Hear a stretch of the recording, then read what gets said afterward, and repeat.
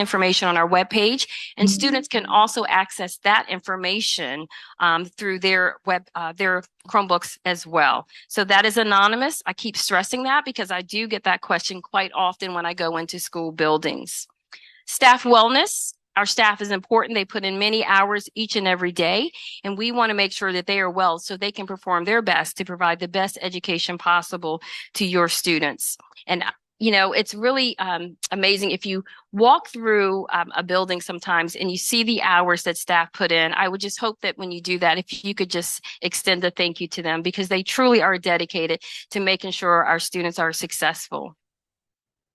Of course, a priority is always academic achievements, and we want to continue to focus on removing barriers so that all of our students can succeed by providing an equitable education as part of our strategic plan and instructional practices to best make sure that our students are served with a quality education. For the last few years, we've talked about all of that learning recovery. You've heard that probably over and over, but it's really time to shift from that mindset and really focus on best instructional practices that will sustain the success of our students long term. As you know, you've probably heard me say it many times, I was a special education teacher, and looking at our data, you know that is also one of my priorities. I've met with the Special Education Advisory Committee leadership, SEAC, and I've also met with the Alexandria PTA Council, or PTAC, making sure that they are aware and that I have their voice as we move forward in supporting our students with disabilities. As you know, SEAC provides an opportunity for families and other school members to really have a voice and engage. So please reach out to them if you are a family member who has a student with a disability and you have some questions. We also have our Parent Resource Center available to you. And if you need help, that is also online. So I encourage you to reach out as well.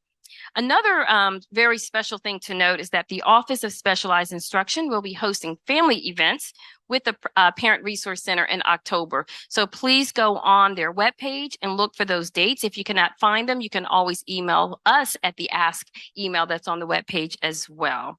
So the Parent Resource Center, I do get some questions about what is that Parent Resource Center?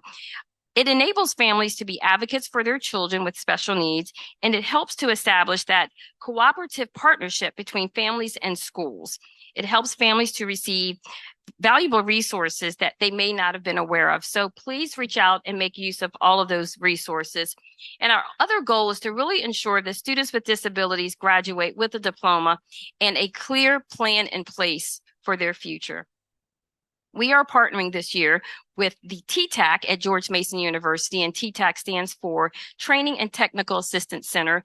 They will be providing professional development to all of our specialized instructional staff to support them in supporting students along this journey. We also want to meet all of the student needs, social emotional needs. And you know that's been a focus of ours for the last 2 years. And we want to make sure that we provide resources and address the student needs in that regard. Also, we have additional student supports of school counselors, school nurses, and please don't forget, we do have our Teen Wellness Center for 12 through 19-year-olds, and then our new Hazel Health partnership that will really provide virtual mental health services to our students. So we will be responding to questions from our participants that have been submitted online. So thank you to those who have submitted so many questions in advance on a myriad of topics this evening. And tonight, our Assistant Director of Communications, Gladys Bourdon, I hope I did her name justice. I've been practicing. She says I always get it wrong. Will assist in facilitating the responses to those from our leadership team that you see before me during the first part of this community chat. Following that, we will dedicate the next part of the chat to taking live questions from you here in the audience, as well as from our Zoom and Facebook Live viewers. Our executive cabinet members that are here on stage with me this evening will introduce themselves as they are given the questions to address. But before we begin, I want to address a few of the questions that were sent to me this evening. One of the questions we received in advance has to do with the ACPS website and our efforts towards updating, maintaining, and delivering information that is clear, accessible, and current. As one of ACPS's major communication channels, we are firmly dedicated to meeting the needs of our community. This is an ongoing process where we work closely with our departments and our school web editors on a continuous basis to provide that technical assistance needed, as well as communication support and posting any new and relevant information. We are providing group and one-on-one training sessions for all of our web editors this year. They will include weekly communications that will be offered for guidance on best practices to make sure that information is posted in the proper fashion. ACPS also conforms to Level AA of Web Content Accessibility Guidelines, and this is aimed at making our website more inclusive and user-friendly for everyone. The addition of navigation buttons also ensures quicker access to pertinent family information, and we will continue to monitor that as we receive your feedback and making sure that our families can access that. But we do have future enhancements coming that will include improved navigation, consistency in our school websites, and integrating the newsletter content in all division website pages. This website will also offer translation right in the web page, ensuring that our users can navigate the website in their preferred language. This will enhance the overall user experience. Another question that I've received is around restrooms here at King Street campus at Alexandria City High School. Restrooms are closed for a variety of reasons, but there are restrooms available at all times. I do get that question quite often. So it may just not be in the proximity of your student's class, but they are always available for student use. Questions were also received about staffing and hiring. While I will not address specific hiring and student matters, I do want to assure you that I work closely with these departments to ensure that we use a multitude of internal and external communication avenues. ACPS hires teachers who hold and demonstrate eligibility for a VDOE teacher's license, and sometimes that process is selective, and it does take time to make sure we verify that and to get our staff onboarded. We work tirelessly to ensure that our substitute teacher pool is strong, greatly expanding its recruitment and selection process, resulting in larger numbers this year of those staff joining our district. We strongly support and counsel our long-term substitutes to meet the compliance through the eligibility process with the goal of hopefully that one day they too will be in our teacher roles permanently to support our students. Also, by focusing on career switcher pathways, partnerships with universities, and a global marketing approach, which includes partnering with other organizations that will work to bring retired and military staff to our schools, and reaching out to HBCUs and schools with large populations of Latinx students who can bring a diverse set of qualified teachers to our school division. As we know, there are teacher and staffing shortages, and there are also staffing shortages in the area of transportation around bus drivers. We ask that you please be patient as we work to fill these vacancies, as oftentimes our buses will have to make double runs. And we did send a communication out a few weeks ago to let our families know kind of where we are with the staffing around transportation. So we do appreciate your patience. ACPS also works with an external consultant to make annual adjustments to positions that keep them competitive in the market.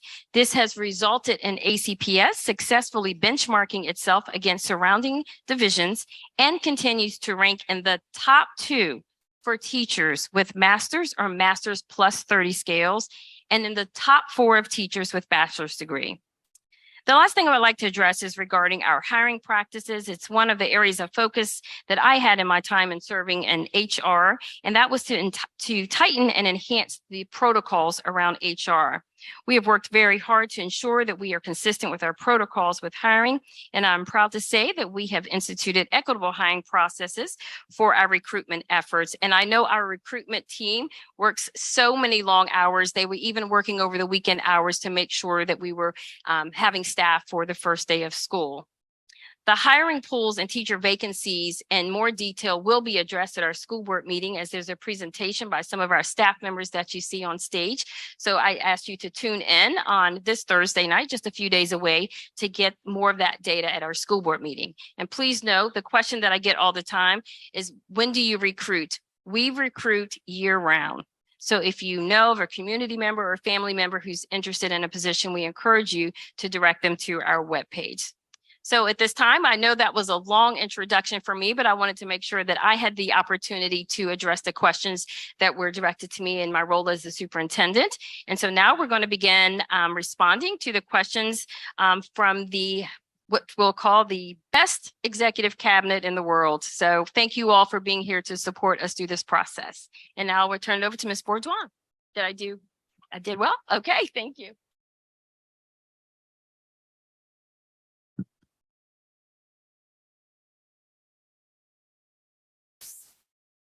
Hello, good evening.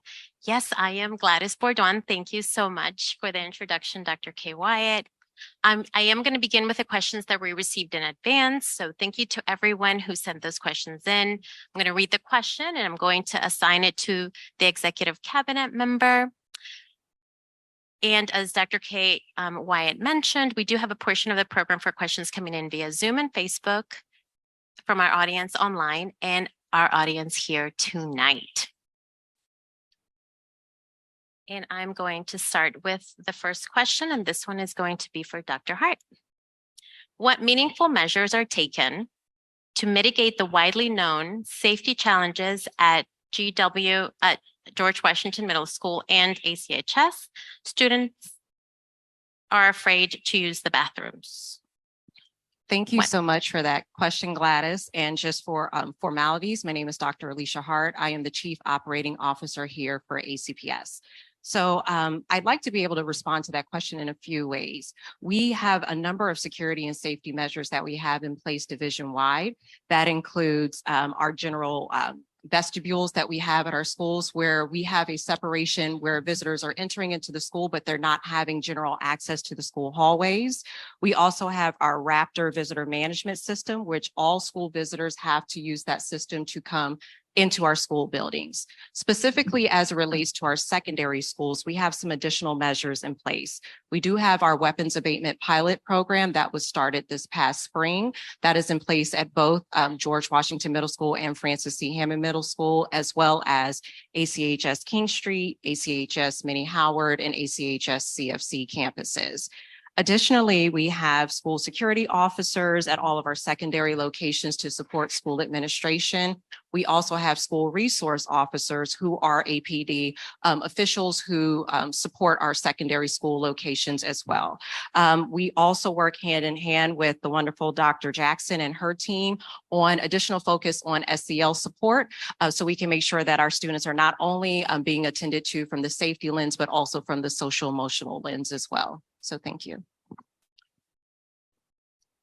Thank you. This message is for Dr. Finney. The size of ACHS concerns me. What is the reasoning for redoing Minnie Howard into a STEAM campus, but the building plans not allowing Minnie Howard to be a separate standalone high school? Thank you, Gladys, for that question. And again, my name is Dr. Purette Finney. I'm the Chief Academic Officer for Alexandria City Public Schools. And so, yes, Alexandria City High School is a very large campus. It's greater than 4,500 students. And so taking into account that we have a very large and very diverse student population, one of the recommendations put forth from our guiding coalition was that we have small learning communities.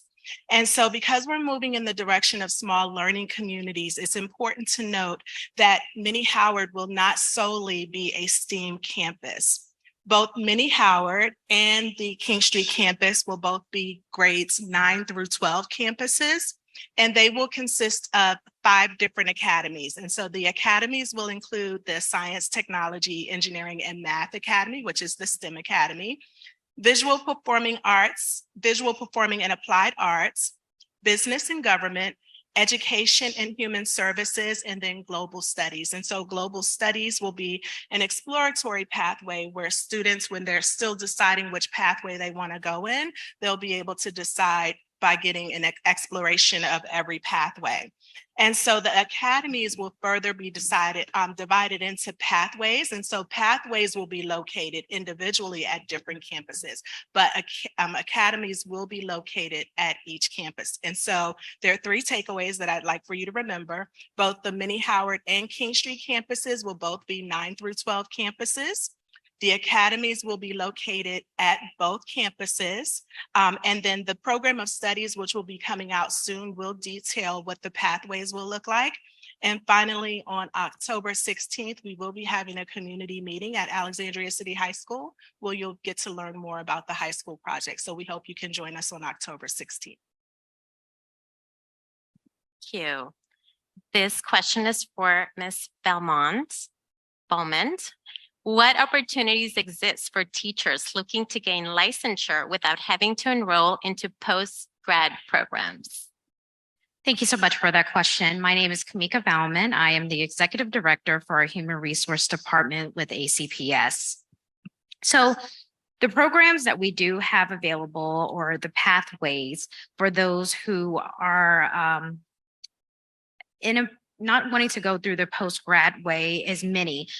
We have partnerships with TFA, Global Education Concepts, and a Grow Your Own program designed specifically to bring in candidates that have or will not necessarily want to go through the traditional way to achieving their master's through a program. Thank you. And this is for Mr. Turner. How will teachers be compensated to compete with neighboring districts? And is the division planning on restoring salary steps? Will ACPS adjust their budget to reflect the need for more teachers in schools? Thank you for the question, Gladys. My name is Dominic Turner. I'm the Chief Financial Officer here in the Alexandria City Public Schools. And let me just address that question a few ways. Dr. Kay Wyatt spoke to it a little bit in her opening remarks, but here in ACPS, we continue to benchmark ourselves against all of our surrounding jurisdictions. Each year, we do an internal study where we provide to the school board, usually in November, where several of our larger job class rank amongst the surrounding jurisdictions. For our teacher scales, we have 3: bachelor's degree, master's degree, and master's plus 30. As you heard Dr. Kay Wyatt say earlier, the master's plus 30 and master's degree scales rank in the top 2 of all the surrounding jurisdictions, and our bachelor's degree is in the top 4 of the surrounding jurisdictions.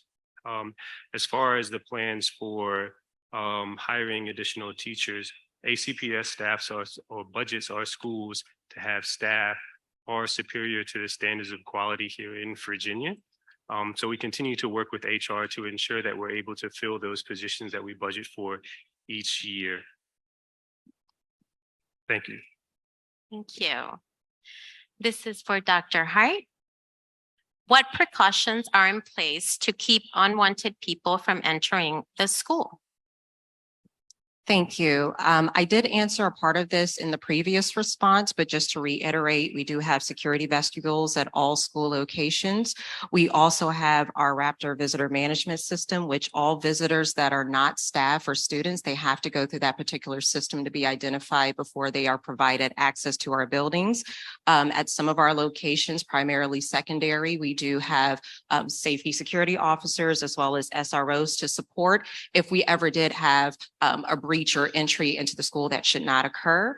And then, of course, our staff members are required to visibly wear their badges. That is a requirement, again, for easier identification for our security officers and our general staff. We do not always share all of our security measures because we do want to be able to maintain a security posture, but those are the general elements that we have in place at all division schools. Thank you.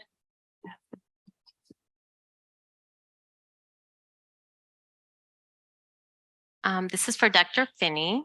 We have evidence-based literacy curriculum in K-5. Why is there no evidence-based curriculum for mathematics? Thank you for that question. And so, yes, the Virginia Literacy Act, which was passed in 2022, but was expanded in 2023, did do a first cycle review where evidence-based curriculum was provided for literacy. Now, the Virginia SOLs for math was just passed on August 31st, 2023. And so to support the implementation of the new SOLs, the VDOE has provided instructional guides, instructional resources to promote high quality instruction. So it is important to note that our ACPS curriculum does incorporate instructional practices shown with evidence to support instructional practices such as our Virginia mathematics process goals, visual representations, metacognitive strategies, schema-based instruction, and we also use tools like Dreambox and guided math kits to enhance the mathematical experience. And then, of course, with our literacy instruction, we do use bookworms, reading and writing, and really great reading as well to support teachers. Thank you. Thank you. This is for Ms. Volmans. Why do we still not have a new academic calendar format despite many years of feedback from parents that is confusing, very hard to follow? And thank you. This is Rainey Pascal. I'm going to take this question from Ms. Volman since I've been active in supporting the calendar effort. The Office of Communications and the Human Resources Department have worked collaboratively for the design of a new calendar framework intended to be easier for families to read. It should be ready for publication later this month. And when it is ready, we will publish it in the usual ways. It'll be on the website. We will work through PTAs. And of course, we will go through the ACPS Express. Just a couple of notes about some of the new features. We think you will be very pleased visually. There will be one color to represent every day that students are not in session, with a key provided to explain in detail for the reason why schools are not in session. And again, we look for it to come out later this month. Thank you. Thank you. This is for Ms. Burgess. What is your plan for how the outward image of ACPS and ACHS specifically can be improved and celebrated? Thank you, Gladys. And hi, everyone. Thank you for being here. I'm Julia Burgos, Chief of School and Community Relations. And I'm glad to get this question because I think we've been doing a lot of work in this arena. If you follow our Express and Insider newsletters every week, we have special sections in those newsletters that celebrate staff, celebrate students, and that we recognize them for the hard work that they're doing and some of the things that they've accomplished and the achievements. The other thing that we've been doing is every month we work with the Alexandria Times. We put a school profile that really showcases one of our schools, the unique features, and many of the attributes that that particular school has.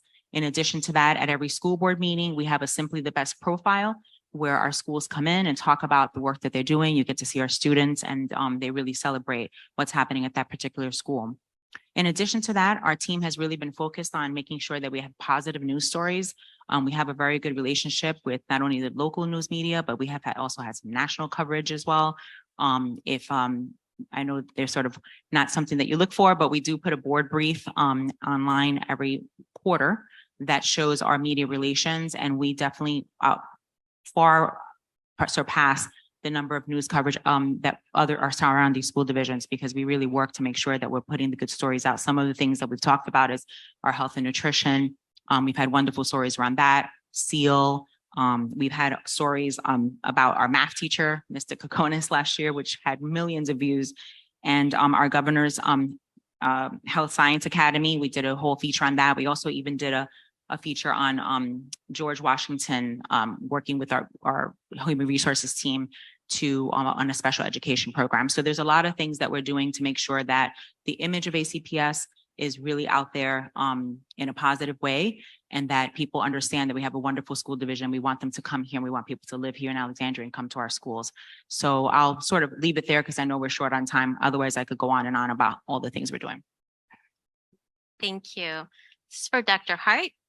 How and why does the school bus work so that kindergarten children are riding the bus with older kids who may use with the older kids?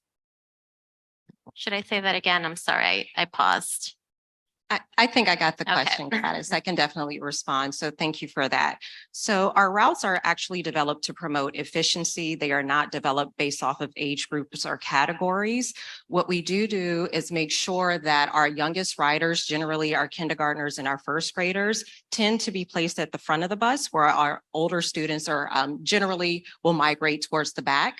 Something else that we do is we work with our principals to make sure that positive behaviors are reinforced with our students, specifically not just in the schoolhouse, but when it comes to riding the bus, to include using appropriate language. Thank you, Dr. Hart. I have another one coming to you. What is being done to address the concern of Black and Latino gangs in our middle and high schools? So I want to make sure that as I respond to this, that we are not solely focused on race as affiliated to organized affiliation. If we receive any reports of organized student affiliation from APD or others that raise concern, our team works with the police department to address, and as well with administration to address those concerns. Thank you. Dr. Finney, what is the latest update on the new AAS program of studies? How are GIAAS students getting differentiated instruction? Oh, I just lost it. Thank you. So since we implemented our local plan in 2012, GIA, which stands for the General Intellectual Aptitude Services, were provided in the general education environment by the general education teachers. And so just so that our audience has an understanding, we're talking about TAG or advanced studies at this time. And so under our 2023 plan, our GIA services are still being delivered in the general education classroom by the general education teacher. However, differentiation is taking place in through enrichment projects, higher level reading and math groups, higher level questioning, and also gifted lessons using gifted resources. And so in addition, our elementary schools are moving towards a talent development model where our advanced academic teacher, which is now called the AAST teacher, which was formerly known as the TAG teacher, co-plans and co-teaches with the K-3 in the K-3 classroom using gifted resources that are aligned with the program of studies and with our standards. Yes.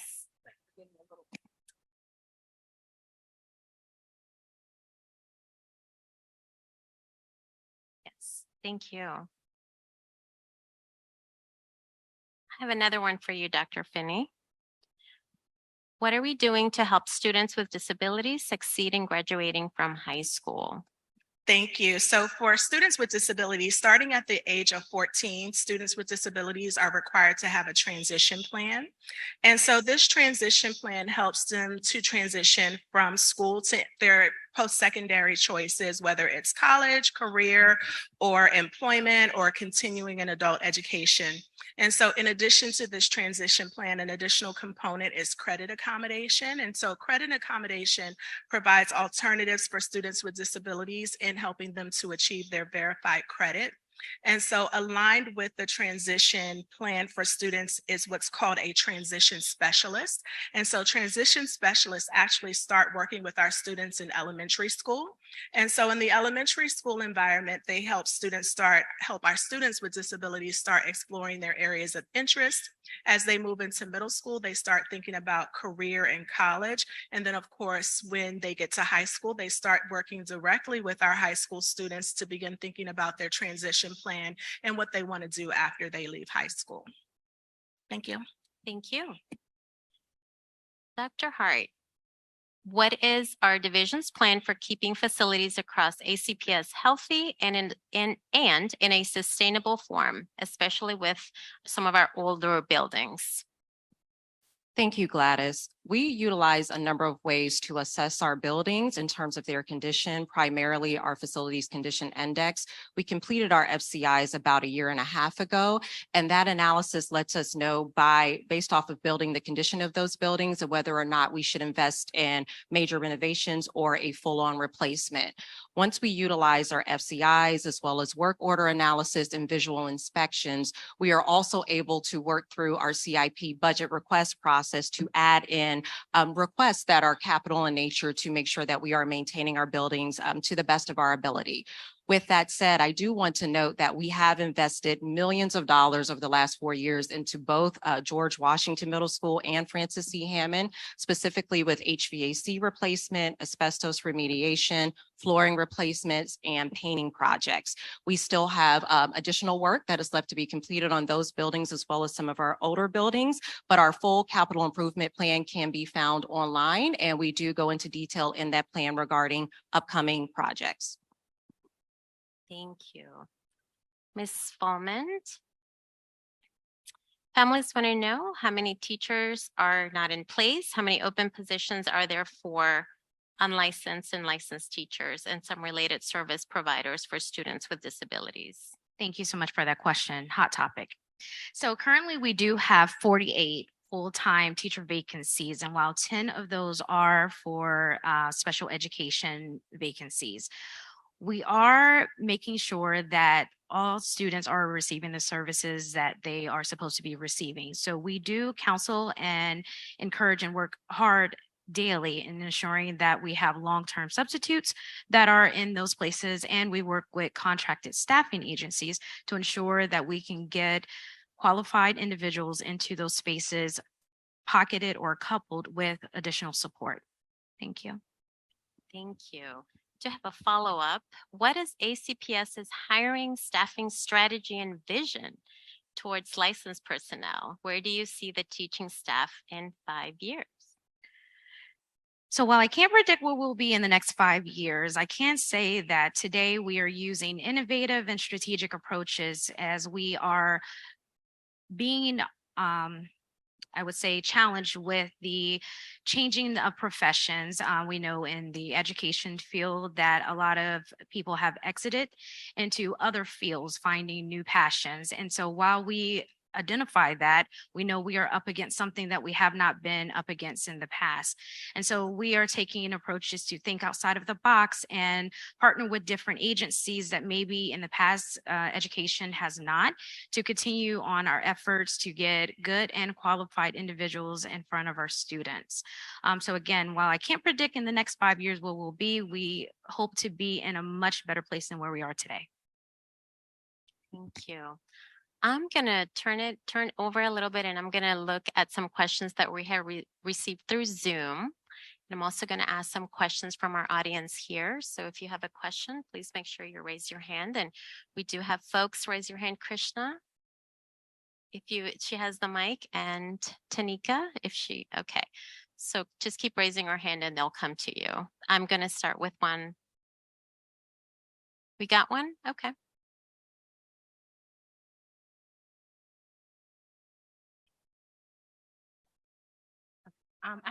My name is Arnisha. My daughter goes to Francis C. Hammond. I actually have a few questions, so I'm gonna try to make it quick. One of the questions is, how do you handle vaping on school campuses? That's something that my daughter comes home and discusses with me. So while obviously the kids are not smoking full-blown cigarettes, vaping is still not safe. So what is your, I guess, how do you guys handle that in the schools? I apologize. I didn't hear part of that question, and I want to make sure we're able to address it. Was it in relation to vaping? I'm sorry. Yes, just how do you handle vaping in the schools? 'Cause I know drugs obviously is not allowed, but. Yes, so vaping is also prohibited on school grounds. One thing that we are still working through with our school administration is administration of our vape detectors, which we have installed in certain bathrooms. And once those detectors are activated, our administrators will receive an alert to let them know that there is a vaping substance that is occurring in the restrooms or in any area of the building where it's installed, and then they will be able to address that concern in real time. So hopefully within the next few weeks, that will be online and coordinated with our school administrators so we can move forward with eliminating the use of vapes within our buildings.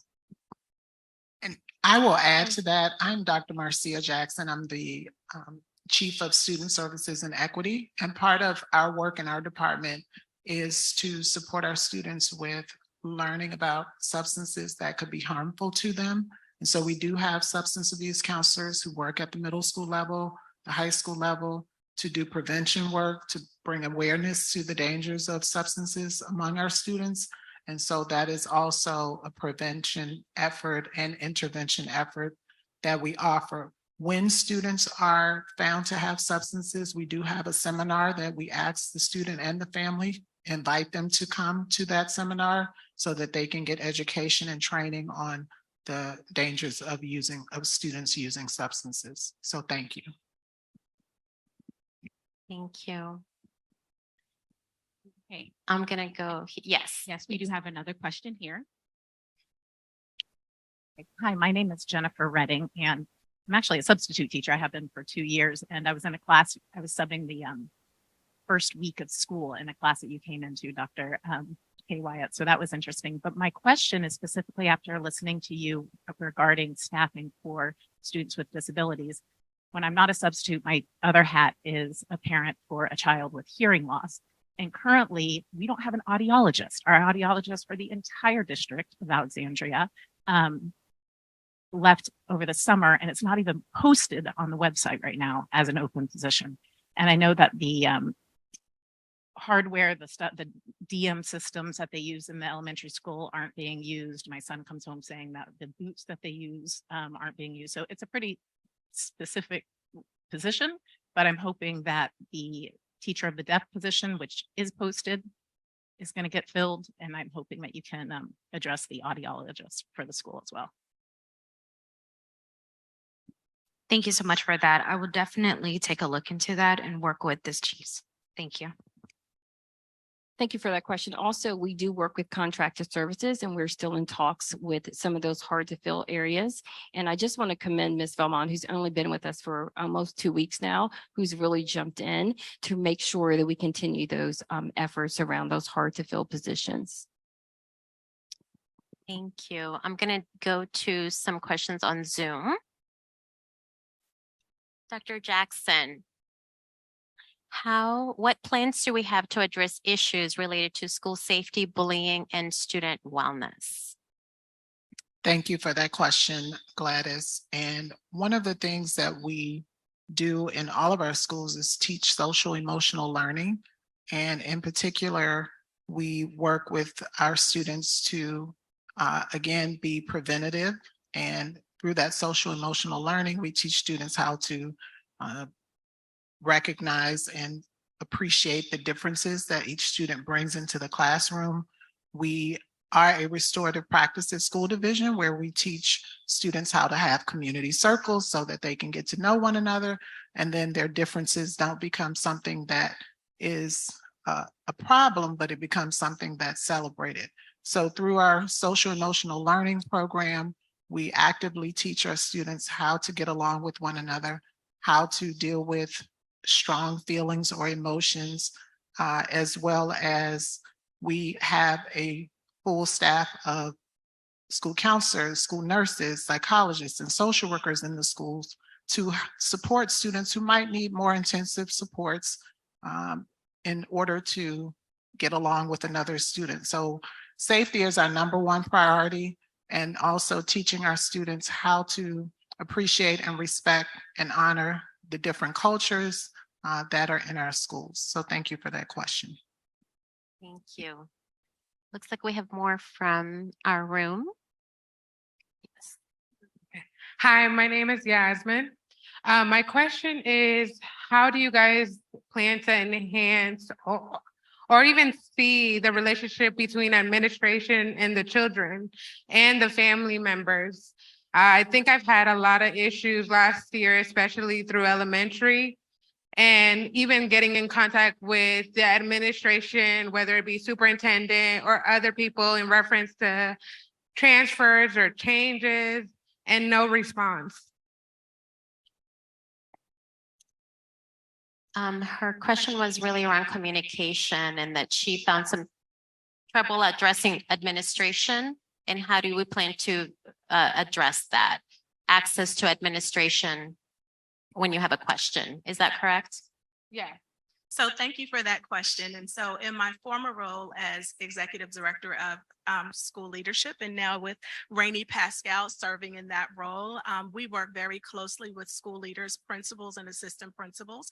And so actually tomorrow we do have a principals meeting where I will reiterate to them about the importance of communicating with parents, about making sure that they're following up on emails, ensuring that they're hosting their parent coffees and PTA meetings, and just being open to being collaborative and having feedback from parents. And so we do apologize if you've had a bad experience previously, but we'll definitely work, with our school leaders moving forward to make sure that they're aware of the collaboration that needs to happen moving forward.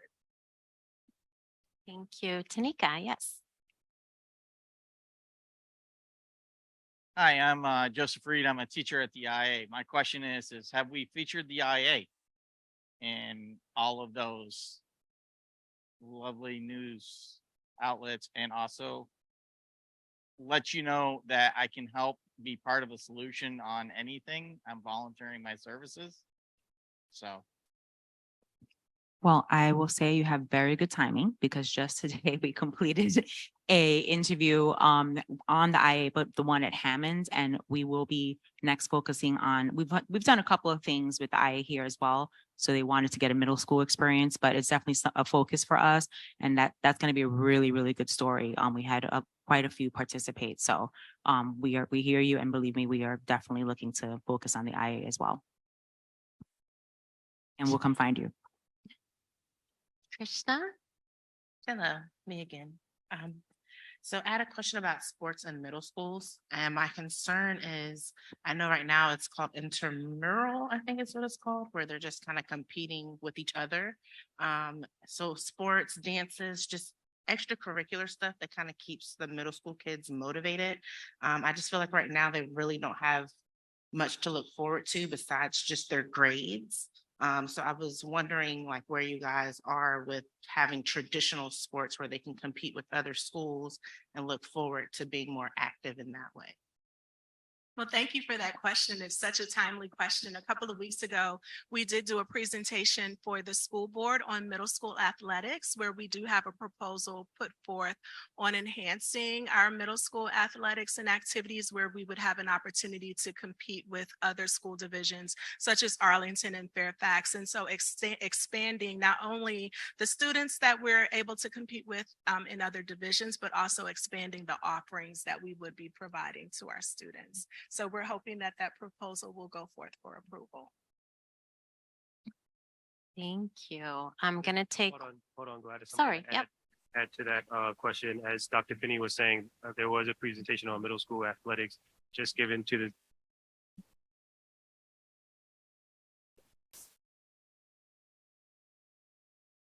So as Dr. Finney was just saying, there was a presentation just given to the school board on middle school athletics, and this, I think, past week or maybe 2 weeks ago, it was added as a school board budget priority. So as we go through the budget process this year, we will be looking on how to be able to fund that moving forward.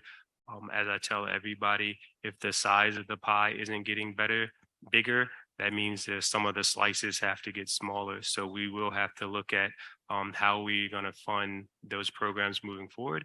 And then we also have to work with our city counterparts to make sure that we have the facilities and fields available for our middle school students to use as well. So it is going to be a part of the process this year to figure out how do we fund that to be able to offer that to our middle school students.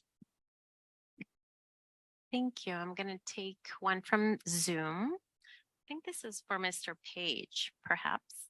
What specific metrics and benchmarks will you use to measure the success of your initiatives and the overall performance of the school division? Thank you so much for the question. I just want to confirm I heard it. What specific metrics are we using to measure? Benchmarks to measure the success of our initiatives and the overall performance of our division. Yeah, absolutely. So, sorry, introduce myself. My name is Dr. Clint Page. I'm the Chief of Accountability and Research here within Alexandria City Public Schools. And in terms of measurement and how we go about that work, specifically at the highest level, we have what we call key performance indicators that are kind of those kind of, when you go into the doctor, right, the wellness checks of how are we doing? What's our blood pressure? What's our temperature? And the key areas that we've identified within the strategic plan. So our key performance indicators are reported out on our Equity for All dashboard twice annually, both in terms of a formative benchmark that happens mid-year, as well as an end of year benchmark, summative benchmark that happens at the end of the year. And that's part of our strategic plan in looking at how we are doing in terms of eliminating historic disparities within our academic data, as well as our access data for our students as part of our larger strategic plan. I would say the other big piece in terms of measurement and how we go about improving in the division is through a lens of continuous improvement and how we embrace just-in-time measurement to really inform our actions and making sure we're doing quick cycles of learning on any improvements that we are putting in place to know, is this working, right? How will we know? And what are the measurement tools that we need and what are the structures that we need in place to really do that learning? So that's our plan, do, study, act cycles and other things that staff are involved in to make sure we continue to push the needle forward in service to our students and families. Thank you, Dr. Page. This one might be for both facilities and school and community relations. What are we doing to notify parents about late buses? We have gotten no notices. So we notify on late buses via Parent Square primarily. We do encourage our families and parents to sign up for Parent Square if you haven't already done so. It is a wonderful communication tool that automatically translates our messaging, and that is very important as we want to make sure that we are serving our diverse population within the school division. So again, we share those messages on late buses via Parent Square, and please enroll in the program if you have not done so. Thank you. What organizations are we specifically partnering with to help fill vacancies? How can the community help?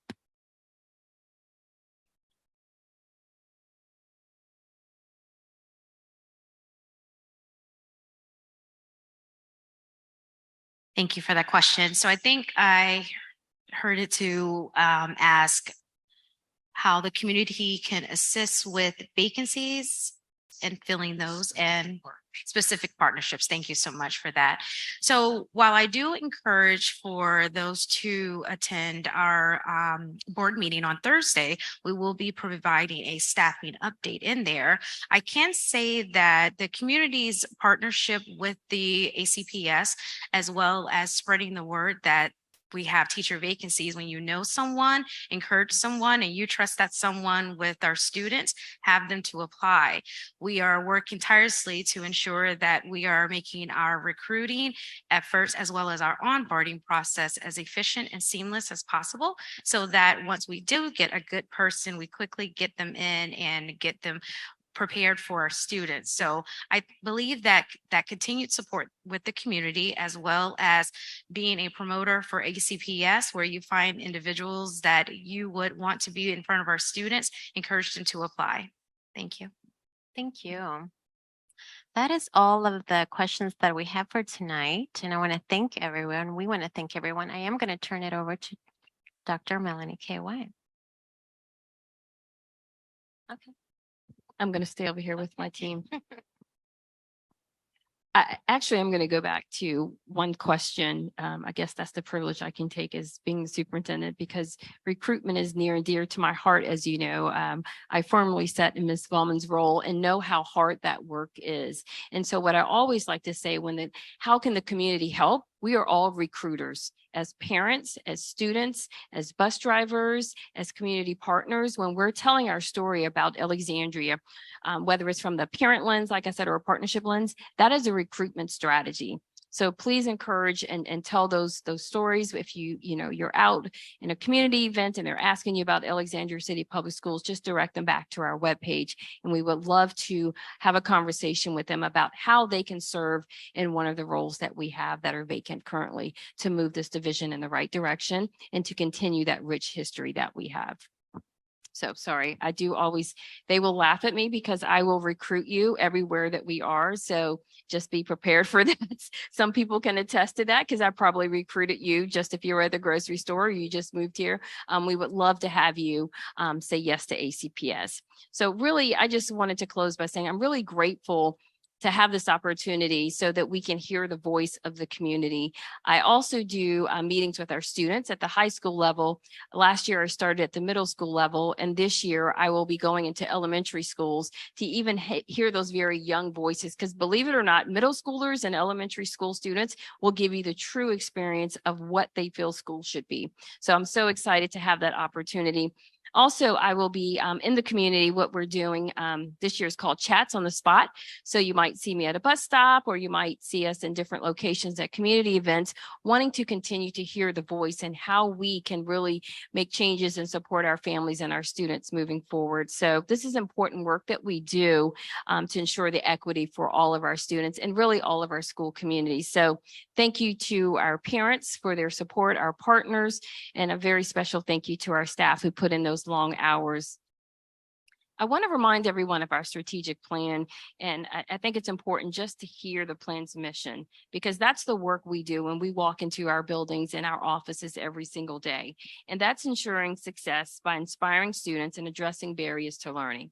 That's the work that we do. And everything else that you heard here tonight goes along with supporting that plan and mission and the work that we do. So we thank you for entrusting your students with us as we carry out that mission. And I have to say, as your new superintendent, I get a little bit emotional about saying this because we are so dedicated, and that's the part that you don't see. You see us sitting here this evening at this table answering questions, but this team, as well as the teams in our schools, are working long hours to make sure that everything each and every day is about students. And so I am so proud and inspired to serve in this role and to continue to come out and connect with you all in the community, because the work that we do is important. It's not about today. We are future focused. We have to be sustainable in this work. And that's why we need your voice, and we need your support and your commitment to doing that great work. So thank you for listening to us. We will continue to seek out your voices as we go along this. And I know my team, I should make them probably say it together almost as a chant, right? We are one team on one journey, and we're so proud of that. You notice I only had one say it. They're tired of hearing me say that. I even bought them shirts in case they forgot what it was. Of course, we're not wearing them tonight, but we are really, really committed to that work. And sometimes we're working on Saturdays and Sundays. And I say that because I want them to know how grateful I am that you answer my phone calls on the weekends when we're really trying to make sure that things are right for Monday. And so I'm sure they're probably saying, I don't want to answer that, but they always pick up and they're always dedicated. So to my team, my family, I thank you. So with that being said, as we close out tonight, we want to assure that each and every Alexandria City Public School student receives the education they need, and most importantly, the education they deserve. So as we close out, I don't want you to think I'm running away, but I do have to step away to do a media interview, but we are here for you each and every day. I would also like to thank all of our online folks. I think we had a total of over 200 that joined us online tonight. So thank you for taking the time out to join us online. Thank you to our staff in the back, who we can barely see with the glaring lights, but we're so grateful. And thank you to the students and staff who allowed us to be here tonight and accommodate us. Thank you to our translators, and thank you parents and students. I will see you soon. Thank you.